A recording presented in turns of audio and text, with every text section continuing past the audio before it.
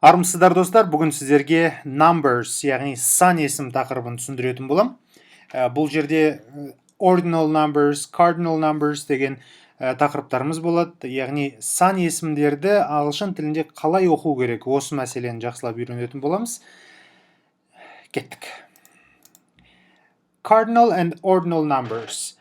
Cardinal numbers are adjectives referring to quantity дейді. Ағылшын тілінде мына сөздің мағынасын біліп алыңыздар. Quantity деген бізде сан деген сөз. Бір нәрсенің мөлшері, саны деген сөз. Қазақшада бұларды есептік және реттік сан есімдер деп айтады. Яғни есептік сан есімдер заттарды 1, 2 деп санау үшін қолданылса, реттік сан есімдер немесе ordinal numbers. Бұл заттардың бір ретін көрсетеді екен, мысалы distribution дейді, яғни таратылуы, саналуы бірінші, екінші, үшінші деп нақты бір орнын белгілеу үшін көрсетеді екен. Мысалы қараңыз. 1, 2, 3, 4, 5, 6, 7, 8, 9, 10 бұл кәдімгі 10 деген санға дейін. Солардың барлығының ordinal формасы 1 first болады, second, third, fourth, fifth, sixth, 7th, 8th, 9th, 10th деп айтылады. Мына жердегі th th болып оқылады. Th. 11-ді 11th, 12, 12th. Мына жерде v әрпі f әрпіне өзгеріп кетеді, достар. 20, 20th, 21, 21st болып өзгереді. 22, 22nd болады. 30th, 40th. Көрдіңіз бе? 50th жазуларындағы өзгерістерге назар аударыңыз. 60th, 70th. Вроде бы білем деп ойлайсың да, кейбір кезде осы сандардың жазылуын басқа-басқасын. Бірақ бетпе-бет сұрақтармен жүздескен уақытта, ал емтихан барысында сұрақтар сіздердің алдарыңызға кездеседі. Осы сандардың дұрыс айтылуын біз білмей қап жатамыз. Дұрыс жазылуын білмей қап жатамыз, достар. Соны жазылуларына дейін есіңізде сақтап біліп алуға тырысыңыздар. 80, 80th, 90, 90th. 100, 100th, 1000, thousandths, thousandth деп оқылады. 100 thousandths, 1 millionth, 1 billionth деп оқылады. Немесе billionth.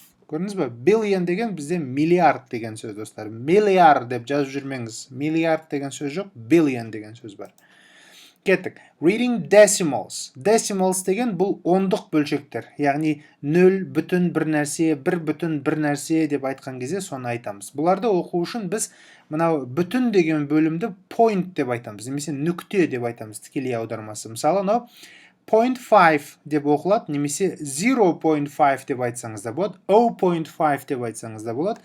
Мынау 0 санын алдағы уақытта қазір өтеміз. 0 деп те айтады, немесе O деп те айтады, достар. Онда тұрған ештеңке жоқ, шатасып түсінбей қап жүрмеңіздер. Ақшаны біз бұлай есептеп айта алмаймыз, яғни $4.5 берші маған деп айтпаймыз. Оны біліп алыңыздар. Мысалы, 0.25 деп те айтса болады, 0.25 деп айтса да болады, немесе осы 0.25 дегеніміз, 100-25 дегеніміз, бұл 4-тен 1 дегенді білдіреді ғой математикада, осыны кей жағдайда quarter деп те айтады. Quarter. Бет жазып қойын. Quarter. Мынау 0.15-ті кей жағдайда half деп те айтады. Естіп жатсаңыздар, таңғалып жатпаңыздар. Алдағы уақытта қазір өтеміз бөлшектерді өткен кезде. Қазір есте қалсын деп айтып жатыр. Ондық бөлшектерді кейде осылай айтып жатады. 0.73 деп те айтады. 0.73 деп те айтады. 73 деп те айтуға болады, 73 деп те айтуға болады. 0.05 немесе 0.05 десеңізде қате емес. 0.6529 негізі ағылшындар, әсіресе американдықтар телефон номерлерін айтқан кезде, қандай да бір ұзақ цифрларды айтқан кезде әр санын бөлек-бөлек айта салады. Осы нәрсені ескеріңіздер. 2.95 немесе 2.95 деп те оқиды. Бұл ондық бөлшектерді оқудың жолдары. Емтихан барысында сіздерге магистратураның емтиханында осындай сандардың дұрыс жазылуын сұрайтын сұрақтар кеп жатады, достар. Сол уақытта қиналып қалмай, барлық нәрсені есте сақтап дұрыс жаза білуге тырысыңыздар. Reading fractions. Fractions дегеніміз бұл бөлшектер, достар. Read fractions using the cardinal number for the numerator and the ordinal number for the denominator, making the ordinal number plural if the numerator is larger than 1 дейді. Қараңыз достар, numerator деген бөлшектің алымы дейді ғой. Мына жоғарғы жағын айтамыз. Алымы дейді қазақшада. Denominator бөлшектің бөлімі достар. Керісінше, мына төмен қарай сызып қойын бүйтіп. Бөлшектің бөлімі, астыңғы жағы denominator деп аталады. Ағылшындар орыстар сияқты үстінен астына қарай оқиды. Ал қазақтарда біз астынан үстіне қарай оқимыз. Мысалы 5-тен 2 деп айтамыз, ағылшындар 2-де 5 деп айтады. Осыны біліп алыңыздар. This applies to all numbers except for the number 2, which is read half when it is the denominator and halves if there is more than one. Бұл оқылу жағына байланысты мына ережені айтып жатыр. Қазірге кішкене шатастыру мүмкін, сол себепті базовый нәрсені түсіндіріп берейін. Бізде мынау бағана өтті қой, сіздермен қараңызшы. Мынау cardinal numbers, қарапайым есептік сандар, 1, 2, 3, 4, 5 деген. Ordinal дегеніміз first, second, third деген сандар болып тұр. Осылардың барлығы fractionстарды, мынау бөлшектерді оқыған кезде қолданылады екен. Мына алымына, төбесіне біз cardinal number қолданамыз. C деп қой, cardinal number. Бөліміне біз ordinal number қолданады екенбіз достар. Түсіндік қой?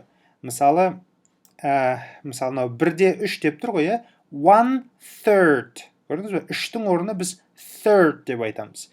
3/4. 3-те 4-ші деген сөз былайша айтқанда тікелей аудармасы. 5/6. 1/2. 0,5 дегенде, немесе 2 дегенде көп жағдайда жарты деп айта салады. Яғни half, немесе 1/2 of something деп айтуға да болады. 3/2 деп те айтуға болады. 3-те 2, яғни 2 деген цифра болатын кезде бұлардың бәрі half болып оқылады. 4 деген жағдай болатын болса, кейбір жағдайда бұны quarters деп айтады. Мысалы 3-те 4 деп тұрса, 3/4 деп айтуға болады. Ширек дейді қазақшада. 4-тен 1 деген сөз. Осыны біліп алыңыздар. Кеттік. Pronouncing percentages. Проценттерді айту дейді. Бұл проценттерді айтудың жолы өте оңай. Ол үшін біз санды айтамыз. Одан кейін және процент деген сөзді қоса салады екен біз достар. Мысалы 5%, 25%, 36.25%, немесе 25%. 100%, немесе 100%, 400%, percents деп жазып жүрмеңіздер. Тек қана percent болып қалады достар. Бір ерекшелік бар достар. Мынау per деген сөз ағылшын тілінде, бұны сіз алдағы уақытта да кездестіріп жататын шығарсыз. Per деген сөз каждый деген сөз, әрбір деген мағынаны білдіреді. Мысалы per person деген сөз бар. Per person, әр адамға деген сөз. Мысалы per student деп айтады. Per student. Әр студентке деген мағынаны білдіреді. Яғни per-дан кейін кез келген бір зат есім келетін болса, per сөзінің мағынасы әрбір деген мағынаны білдіреді достар. Percent деген кездегі мынау cent деп тұр ғой. Cent деген сөз 100 деген мағынаны білдіреді достар. Century деген сөзді естігулеріңіз бар ма? Ғасыр деген сөз, century, 100 жылдық деген мағынаны білдіреді. 100 цент $1 құрайды. Дұрыс қой? Бұл да сол 100-дік деген мағына ағылшын тілінде cent деп аталады. Percent әрбір 100-дік сайын деген мағынаны білдіреді. Яғни проценттің негізгі ұғымы да сол ғой, 100-ден 1 бөлік деген сөз. Мысалы 5% деген сөз 100-ден 5 деген мағынаны білдіреді математикада. 25% деген сөз 100-ден 25% деген сөз. Яғни біз осы жердегі percent сөзінің мағынасын түсініп алу үшін мұна per деген сөздің қалай қолданылатындығын біліп алғанымыз жөн болады достар. Кеттік. Reading sums of money. Ақшаны қалай оқимыз дейді достар. Қараңыздар. $25. Былай дейді, to read a sum of money, first read the whole number, then add the currency name. Currency деген сөз бұл ақшаның атауы деген сөз, немесе валюта дейді ғой. If there is a decimal, follow with the decimal pronounced as a whole number, and if coinage has a name in the currency, add that word at the end. Мысалы, былай дейді, мысалы, сөзге қараңыз, 43-те 25 деп тұр ғой, $43 25 цент деп бөліп айтқаныңыз абзал дейді. $43-те $25 деп айтқаннан көрі дейді. түсіндіңіз ғой? Мынау егерде тиын бөлімі, мысалы 25 теңге 30 тиын деп айтатын болсақ, тиын деген бөлімді біз бөліп айтуымыз керек. Note that normal decimals are not read in this way. These rules only apply to currency.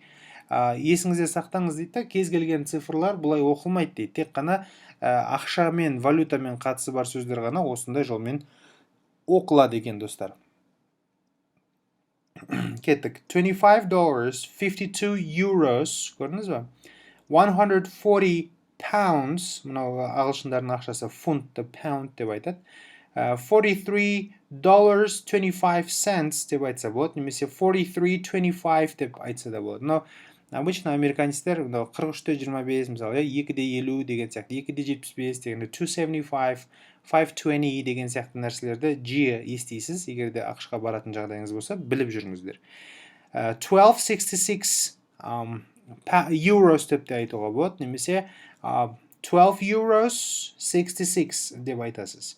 10 pounds 50 деп айтады екенсіз, достар. Кеттік. Pronouncing measurements, өлшем бірліктерін қалай айтады екенбіз. 60 meters, 60 meters, 25 kilometers per hour. Көрдіңіз бе, бағанағы per деген сөз, әрбір деген сөз. 25 километр әрбір сағатта деген мағынаны білдіреді, тікелей аудармасы. 11 feet, 2 liters, 3 tablespoons, TBSP деген tablespoons. 1 teaspoons, шай қасық дегенде teaspoons, TSP деп айтса, tablespoon дегенде TBSP болып жазылады. Осыны біліп алыңыздар. Кеттік. Жылдардың аттарын атау, достар. Бұл біраз қызық тақырып. Қараймыз. 2014 дегенде 2014 деп айтады. Обычно ағылшындар 2 бөліп айтады, цифрларды ортасынан бөліп айтады. 4 саннан тұратын цифрларды осылай оқиды, достар. Мысалы, 2008 деп те оқылады, немесе 2008 деп те оқылады. 2008, яғни 2008 деп оқылады, көрдіңіз ба? Мысалы, 2000, 2000 деген сөз, 2000.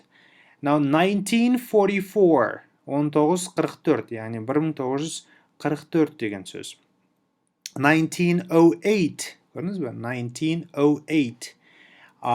Мұнау 1900 деп тұратын болса, бұл қызық, достар. 1900 деп оқу керек, в идеале, екіге бөліп. Бірақ мұнау 100-дің соңғы 2 нөлі болғандықтан, бұны не деп айтады? 1900 деп айтады, достар. 1600. Бұндай нәрсені мен Америкада бірінші рет көргім. Сіздер біліп алыңыздар, бұл өте жиі кездесетін цифрларды оқу жолы, достар. 1256, 1006, 866 or 866. 4 цифрларды 2-де 2-ге бөліп оқыса, 3 цифрдан тұратындарды, 3 саннан тұратындарды. Бірінші 100-дігін бір бөлек, ондықтарын бірліктермен қосып бір бөлек оқиды. 866 деп те айтады. Бұл да жиі кездесетін оқудың жолы. 25, сосын 25 деген сөз бір бүтін сөз болғандықтан бұлардың ортасына дефис келеді, оны ұмытпаймыз, достар. Сосын мынандай сөз бар, достар. BC дейді. Бізде қазақшада тарихты оқыған кезде біздің заманымыздан бұрын БЗБ деп жазылады ғой. Б нүкте З нүкте Б нүкте деп. Тура сол ағылшын тілінде BC деп беріледі. Before Christ деген сөз. Яғни қазіргі біздің жыл санауымыз Иса пайғамбар алейхиссаламның туылған жылынан бастап саналады ғой. Мысалы, қазір 2020 жыл болса, 2020 жыл бұрын сол кісі дүниеге келген уақыттан бастап саналады. Бұл әлемдік санау жүйесі соған бағытталған. Сол себепті сол уақытта 0-ші жыл деп сол уақытты алса, сол кісінің туылғанына дейінгі жылдардың барлығы біздің заманымыздан бұрынғы жыл деп саналады. Түсіндіңіз ба? Значит, before Christ десе 3250 жыл біздің заманымыздан бұрын 3250 жыл болып есептеледі. Біздің заманымыздан бұрын 3000 жыл болып есептеледі. Түсіндіңіз ғой? Осындайды білуіміз керек. Before Christ деген сөз. How to say O? Мынау O әрпін қалай оқимыз? Немесе 0 цифрасын қалай оқимыз дейді. Қарай, 0, used to read the number by itself in reading decimals, percentages, and the phone numbers, and in some fixed expressions. 0 деп тек қана цифрдың өзі жалғыз тұратын болса, сол кезде оқимыз. Мысалы, менің номерім 60-10 номермен бітеді деп айтатын болсақ, my number ends with 6010 деп айтамыз. Көрдіңіз бе? 0, тек қана 0 деп белгілеп айтатын кезде. O, the letter name used to read years, addresses, times and temperatures. Бір жылдарды оқыған кезде біз 0 деп айтпаймыз, O деп оқи саламыз. Адрестің ішінде цифр болатын болса, уақыттың ішінде цифр болатын болса, температураны белгілеп айтқан кезде O деп айтады екенбіз. Nil деп те айтылады, used to report sport scores. Мысалы, 5-0 жеңді десе, 5-0 деп айтылады. 0 емес, nil деп оқылады. Not деген бұл өте сирек кездесетін оқылу жолы, мен тіптен естімеген екем. Ақшта тіптен қолданылмайды бұл оқылу жолы. Жаттамай қойсаңыз да болады. Енді қараңыз, O әрпін оқудың жолын қарайық. 3.04, немесе 04 plus 2.02 makes 5.06 деп оқимыз. There is a 0% chance of rain. Көрдіңіз бе? Мұнда 0% жаңбыр жауы ықтималдығы дейді. The temperature is 20 degrees below 0. Below 0 деген сөз 0-ден төмен деген сөз. Яғни мына жерде минус деп тұрса, значит 0-ден төмен деп айтуымыз керек. You can reach me at 0171 390-1062. Сіз маған мынау номермен байланысқа шыға аласыз дейді. Мына жердегі нөлдердің барлығын 0 деп оқиды ол кезде. Түсіндіңіз ғой? Ағылшындар осылай цифр қылып айтады. Бізде мысалы 0171 деп оқимыз ғой, 390 деп айта саламыз, олар олай айтпайды. I live at 4604 Smith Street деп айтылады. Көрдіңіз бе? Немесе 4604 деп те айтса болады. 4604 деп те оқысаңыз болады, айырмашылығы жоқ.